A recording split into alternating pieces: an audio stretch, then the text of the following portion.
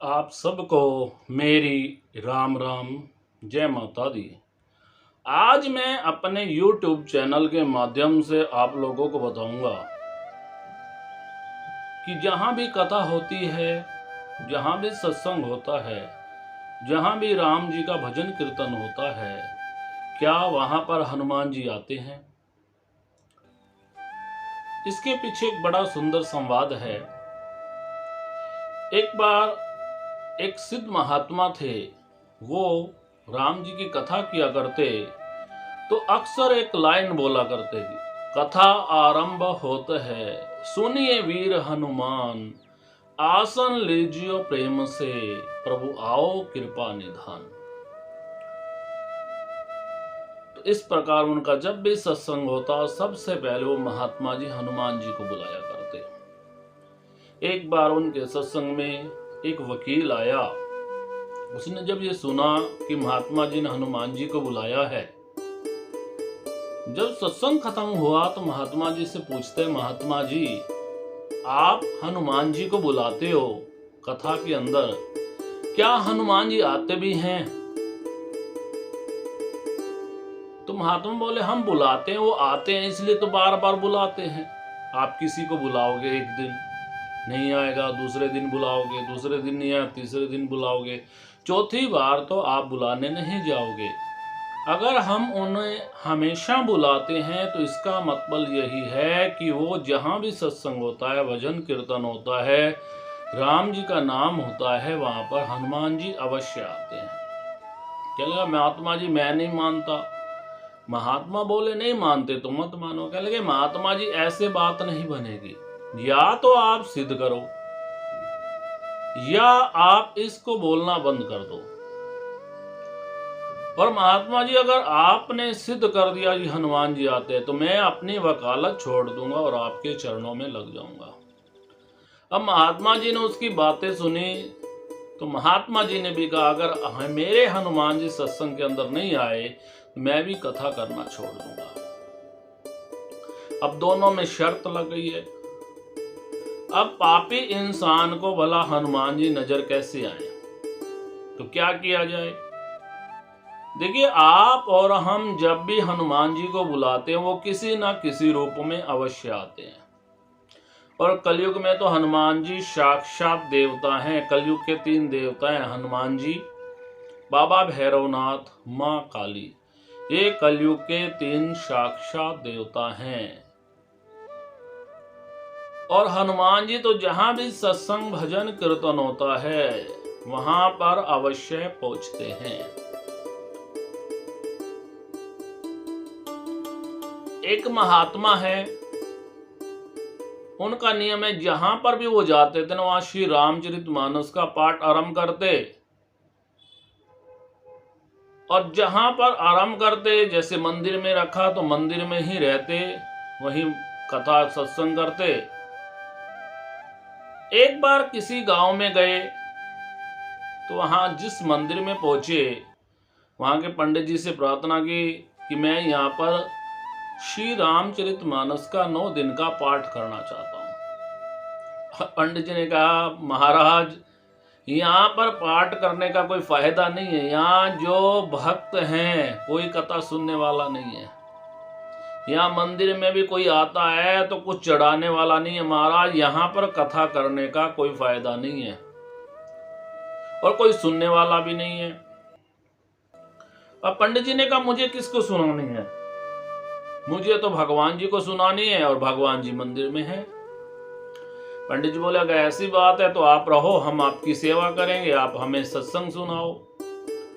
अब उस पंडित जी ने वहां पर श्री रामचरितमानस का पाठ आरंभ कर दिया है। 2-3 दिन तो अकेले पंडित जी सुनते रहे, फिर कुछ लोगों ने वहां कथा में आना शुरू कर दिया और 8वें दिन एक लाला जी भी सत्संग के अंदर पहुंच गए। जब सत्संग सुन रहे थे तो उन्हें मंदिर के अंदर कुछ आवाजें सुनाई दी।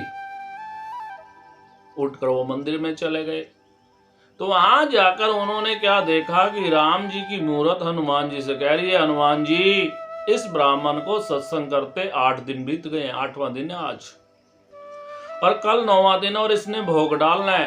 और यहाँ पर कोई भी देने वाला नहीं है।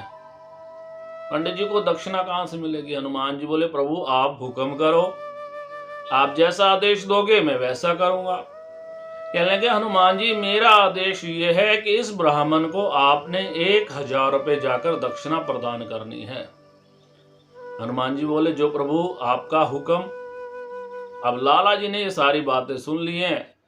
अब जैसे ही सत्संग खत्म हुआ पंडित जी के पास गए, कहने लगे पंडित जी कल आप श्री रामचरितमानस का भोग डालोगे और आपको तो बड़े नोट शोट मिलेंगे। अब पंडित जी बोले महाराज आप खुद ही देखते हो यहाँ कोई आता जाता तो है नहीं, जो भी आते हैं वो भी कुछ चढ़ाते नहीं है। तो लाला जी ने कहा एक काम करो, मैं ना आपको 500 रुपए देता हूं, लेकिन कल जो चढ़ावा आएगा आपने वो सारा चढ़ावा मुझे दे देना है। अब पंडित जी ने कहा ठीक है। पंडित जी ने उस प्रभु का शुक्र किया, यहाँ तो मुझे 5 रुपए की उम्मीद नहीं थी और मेरे प्रभु ने 500 रुपए दे दिए।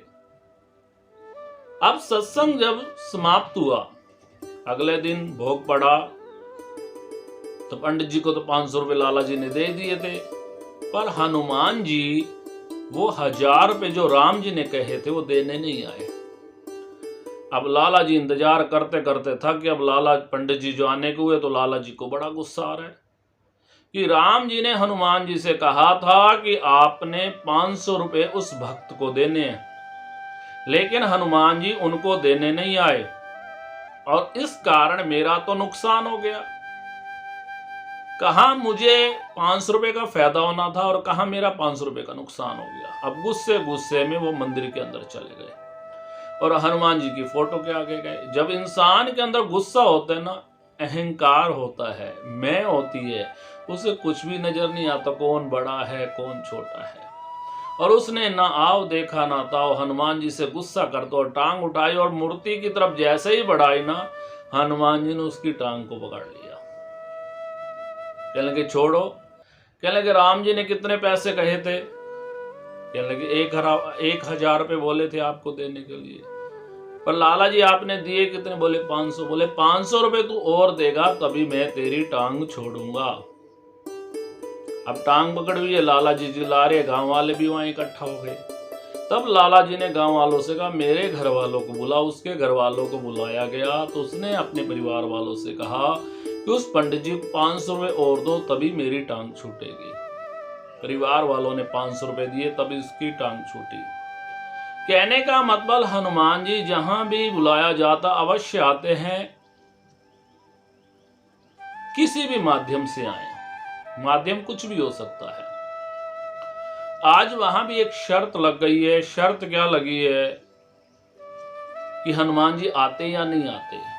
वकील कह रहा है कि आए तो मैं वकालत छोड़ दूंगा, और वो महात्मा कह रहे हैं अगर नहीं आए तो मैं कथा करना छोड़ दूंगा। अब पता कैसे चले आए या नहीं आए? पापी को तो भगवान नजर आएंगे नहीं। तो फैसला ये हुआ कि जिस चौकी के ऊपर कथा रखी जाती थी कि अगर कल वकील ने इस चौकी को उठा लिया तो हनुमान जी नहीं आए, और नहीं उठा पाए तो हनुमान जी आए हैं। अब जैसे ही कथा खत्म हुई, पंडित जी चौकी और कथा को उठाने लगे। वकील कहते महाराज आज ये चौकी मैं अपने घर ले जाऊंगा, पता नहीं यार रात में आप इसमें क्या लगा दो और मैं उठा ही ना पाऊं। आज वो अपने घर ले गया।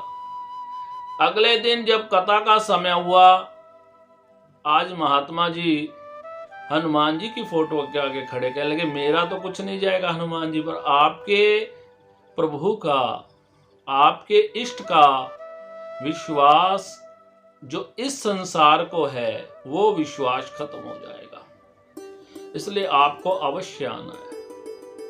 अब वहां कथा स्थल में पहुंचे, कथा आरंभ की। महात्मा जी ने बोला कि कथा आरंभ होते है, सुनिए वीर हनुमान, आसन लीजियो प्रेम से, प्रभु आओ कृपा निधान। वकील कहते महाराज आपके हनुमान जी आगे? कहने लगे हाँ आ गए। कहने लगे उठाओ? कहने लगे उठाओ।